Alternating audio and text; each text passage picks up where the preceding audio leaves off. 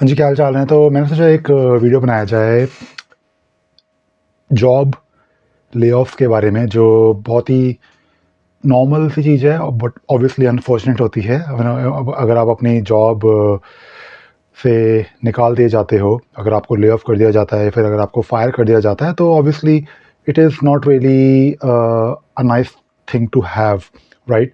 तो आपको ऑब्वियसली कुछ चीज़ें करनी होती हैं जो ज़रूरी हैं। अगर आपको बेसिकली दूसरी जॉब ढूँढनी है, या फिर अगर आपको अपनी कंपनी में किसी दूसरी टीम के पास जाना है, तो मैंने सोचा इस बारे में कुछ बात करी जाए कि अगर आपको जॉब से निकाल दिया जाता है, तो क्या-क्या चीज़ें करनी चाहिए, क्या-क्या चीज़ें नहीं करनी चाहिए। ठीक है? और ये बहुत ज़्यादा कोई मुश्किल और डिफ़िकल्ट टॉपिक नहीं है। ये एक बहुत ही ऑब्वियस सी चीज़ है जो आई थिंक हम सबको अपने माइंड में रखनी है और हमको प्रिपेयर रहना है। और जहाँ तक जॉब ले-ऑफ की बात है, अगर आप कहीं पे जॉब कर रहे हो, ठीक है? तो सबसे पहले तो आप ये मान के चलो, ये नॉर्मली बहुत ही कॉमन सी चीज़ है जो मैं देखता हूँ, कि आपका प्रोफ़ाइल कैसा भी हो, आपकी पोज़ीशन कैसी भी हो कंपनी में, आप ये मत अज़्यूम करो कि आपको जॉब से नहीं निकाला जा सकता। जॉब से हर किसी को निकाला जा सकता है, ठीक है? क्योंकि कई बार ऐसा होता है कि अगर आप कहीं पे जॉब कर रहे हो कंपनी में, कुछ चीज़ें ऐसी होती हैं जो कंपनी के कंट्रोल में नहीं होती, कुछ चीज़ें ऐसी होती हैं जो कंपनी के कंट्रोल में होती हैं, बट वो आपको निकालना चाहती है या फिर उनके माइंड में हमेशा रहता है। तो कहने का मतलब ये है कि मैं इस बारे में ज़्यादा बात नहीं करना चाहता इस वीडियो में कि आपको जॉब से निकाला जाएगा या नहीं निकाला जाएगा। आप ये अज़्यूम करके चलो कि आपको निकाला जाएगा जॉब से, क्योंकि ये बहुत ही नॉर्मल सी चीज़ है, जो किसी के साथ भी हो सकती है। क्या पता कंपनी अच्छा नहीं कर रही हो, क्या पता कोई ऐसा अ, कोई ऐसा प्रोजेक्ट हो कंपनी के पास जो अब उनके पास नहीं है, उनके पास पैसे नहीं है, या फिर वो कंपनी किसी और कंपनी को बेचना चाहती है अपने आप को, ठीक है? तो कई बार ऐसा होता है कि जब जब आप कंपनी एक्वायर जब आपकी कंपनी किसी दूसरी कंपनी के थ्रू एक्वायर होती है, तो they want to show profitability, ठीक है? तो ये तो आप मान के चलो कि आप इस इल्यूजन में मत रहो, या फिर कौन-सा वर्ड होता है एक हिंदी में, कि आप इस भ्रम में मत रहो कि आपको कंपनी से नहीं निकाला जा सकता। आप ये मान के चलो कि आपको निकाला जा सकता है। अब इस बात पे आ जाते हैं कि आपको करना क्या है। तो सबसे पहली बात तो ये कि आप अगर ये सोच के चलो कि हाँ, आपको कंपनी से निकाला जा सकता है, तो आप सबसे पहली चीज़ तो ये कि जब भी आप अपनी लाइफ में कोई प्लानिंग कर रहे हो, फाइनेंशियल प्लानिंग या फिर कोई लॉन्ग टर्म प्लानिंग, तो इस चीज़ को हमेशा ध्यान में रखो कि अगर आपके पास जॉब नहीं है, ठीक है? तो आप कितने टाइम तक बिना जॉब के रह सकते हो? और ये बहुत ही ज़्यादा इम्पोर्टेंट चीज़ होती है, और ये सबसे ज़्यादा इम्पोर्टेंट चीज़ होती है मेरे ख्याल से, क्योंकि अगर आप अपनी जॉब के बिना 1 महीने भी सर्वाइव नहीं कर सकते, तो वो एक बहुत ही प्रॉब्लमैटिक चीज़ है, क्योंकि उसमें क्या होता है कि फिर आप पैनिक में आ जाते हो, और फिर आप ऐसे डिसीजंस लेते हो जो ऑब्वियसली हो सकता है गलत हों। बट आप अपने आप को इस सिचुएशन में रखो कि अगर आपको जॉब से निकाला जाए किसी भी वजह से, तो आपके पास कम से कम 6 महीने, साल का बैकअप होना चाहिए कि आप बिना जॉब के सर्वाइव कर पा रहे हो। आपकी फाइनेंशियल जो लायबिलिटीज़ हैं, जो भी आपने कोई लोन लिया हुआ है, या कुछ भी आपके जो डे टू डे जो खर्चे होते हैं, वो आपके मीट होने चाहिए 6 महीने या 1 साल। तो ये आपका जितना ज़्यादा लंबा ड्यूरेशन होगा, वो ऑब्वियसली उसके लिए वो उतना आप इस सिचुएशन के लिए प्रिपेयर रहोगे। दूसरा ये कि अगर आपको जॉब से निकाल दिया जाता है, तो मैं तो ये कहता हूँ कि अगर आपको जॉब से निकाल दिया जाता है, तो आप अपने आप को इवैल्यूएट करो कि आप जो काम कर रहे हो अपनी कंपनी में, ठीक है? ये काम क्या दूसरी कंपनी में हो रहा है या नहीं हो रहा? नंबर 1। अगर दूसरी कंपनी में हो रहा है, तो क्या आपकी ये जो स्किल्स हैं, ये अगर आप इंटरव्यू देते हो उस कंपनी में, तो आपको हायर करा जाएगा या नहीं करा जाएगा? तो आप बेसिकली अपना एक सेल्फ इवैल्यूएशन करो कि at any given stage in your career, मेरे ख्याल से आपको साल में 4 बार तो कम से कम इस चीज़ को इवैल्यूएट करना चाहिए कि आपकी जो करंट स्किल्स हैं, वो कितनी रेलेवेंट है मार्केट में। आप जो काम कर रहे हो वो कितना रेलेवेंट है, आपका एक्सपीरियंस लेवल है वो कितना रेलेवेंट है। एक्सपीरियंस बहुत ज़्यादा भी होना अच्छी बात नहीं होती, मतलब अच्छी बात होती है, बट कहने का मतलब है कि जितना ज़्यादा एक्सपीरियंस आपका बढ़ जाता है,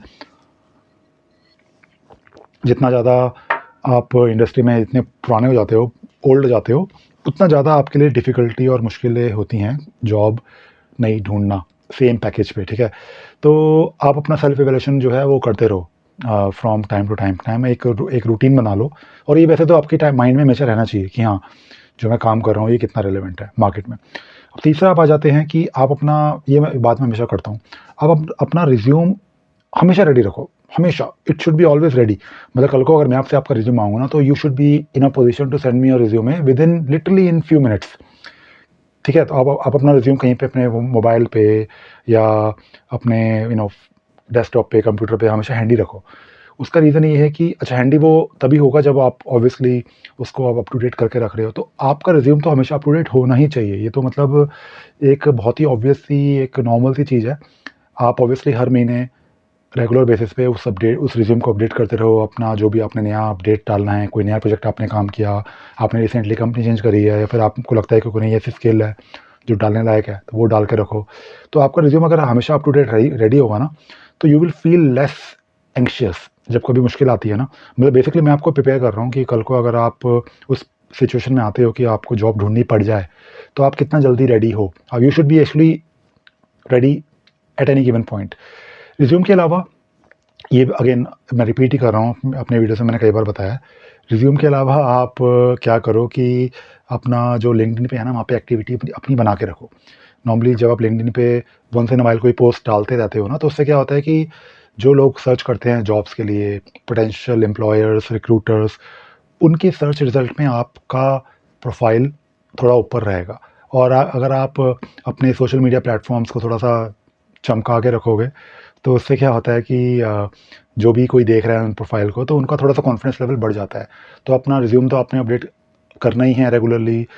जो ये सोशल मीडिया प्लेटफॉर्म्स हैं, स्पेशली लिंक्डइन हो गया, यहाँ पे अपनी प्रेजेंस बना के रखनी है। अगर आप गिटहब पे अपना कोड डालते रहते हो ऑन अ रेगुलर बेसिस, वो भी एक अच्छी इंडिकेशन है। इसके अलावा मैं ये कहूँगा कि आप अपने यूट्यूब पे वीडियोस बनाते रहो, जिस भी टॉपिक के ऊपर आप बनाना चाहो। और बेसिकली अपनी वेबसाइट और अपना ब्लॉग आप हमेशा ट्राई करो कि आपके पास हमेशा एक ब्लॉग नहीं तो कम से कम एक वेबसाइट तो होनी चाहिए। इनफैक्ट मैंने अपने अभी ब्लैकबेरी बॉय चैनल पे मैंने अभी रिसेंटली एक वीडियो डाला है। इनफैक्ट आज ही वो वीडियो लाइव होगा, जहाँ पे मैंने बात करी है कि how to host a website on GitLab for free. तो अगर आप सिर्फ आज की डेट में एक डोमेन ही ले लेते हो ना, तो आप एक सिंपल सा एक पेज का अपना प्रोफाइल ऑनलाइन बना के रख सकते हो। तो इन सब चीज़ों से क्या होगा ना, कि जब आप उस सिचुएशन में आओगे कि आपको जॉब ढूंढनी पड़ जाए, तो you are ready, you are basically ready for applying for the jobs. Normally क्या होता है कि जब लोग अप्लाई करने की सोचते हैं, पहले तो लोग सोचते हैं, फिर वो प्रिपेयर करते हैं। You should always be ready, and you should have those things handy with you, कि अगर आपने किसी से बात करनी है तो आप बिल्कुल रेडी हो। और इसके अलावा ऑब्वियसली मैंने इस चैनल पे इंटरव्यू की टिप्स भी दी हैं, कि वो तो चलो एक बहुत ही नॉर्मल सी बात है, वो तो एक जनरल सी बात है। और लास्ट पॉइंट मैं आपको ये बताना चाह रहा हूँ कि जो आपको हमेशा करना है, कि जो भी आप काम कर रहे हो ना, जो भी आपकी स्किल सेट है, आप ये देखो कि उस स्किल सेट को लेके, उस एक्सपीरियंस लेवल को लेके आप मार्केट में can you earn money on your own. अगर आप वो काम कर पाते हो ना, तो वो तो एक अल्टीमेट चीज़ है। उससे क्या होता है कि आपके पास हमेशा एक सेकंड ऑप्शन रहेगा। अगर आप कोई पार्ट टाइम फ्रीलांसिंग, या अगर आप अपने फ्री टाइम में कुछ ना कुछ कर रहे हो, उससे बढ़िया तो कुछ है ही नहीं। अच्छा, कई लोगों को लगता है कि हाँ, अगर कल को मुझे फ्रीलांसिंग करनी होगी तो मैं कर लूँगा। ऐसा नहीं होता। कल को अगर आपको फ्रीलांसिंग करनी होगी तो आप तभी कर पाओगे जब आपने करी हुई है। कोई भी चीज़ आप फर्स्ट टाइम करते हो तो बहुत मुश्किल होता है, बट अगर आप उसको रूटीनली कर रहे हो ऑन अ रेगुलर बेसिस, तो आपके लिए वो स्विच करना मुश्किल नहीं होता। कल को पता नहीं होता कि आपकी जो मेन जॉब है वो आपकी सेकेंडरी जॉब बन जाए, और जो आप फ्रीलांसिंग काम कर रहे हो उससे आप ज़्यादा पैसे कमा रहे हो। तो आप हमेशा फ्रीलांसिंग करके, कॉन्ट्रैक्टिंग करके, एक्स्ट्रा कुछ काम करके अगर आप पैसा कमा पा रहे हो, तो वो तो एक अल्टीमेट चीज़ हो जाती है। तो वो भी आप हमेशा कंसिडर करके रखो। तो बस ये कुछ बातें थी जो मुझे करनी थी इस वीडियो में, क्योंकि मुझे लगा कि ये बहुत ही इंपॉर्टेंट टॉपिक है।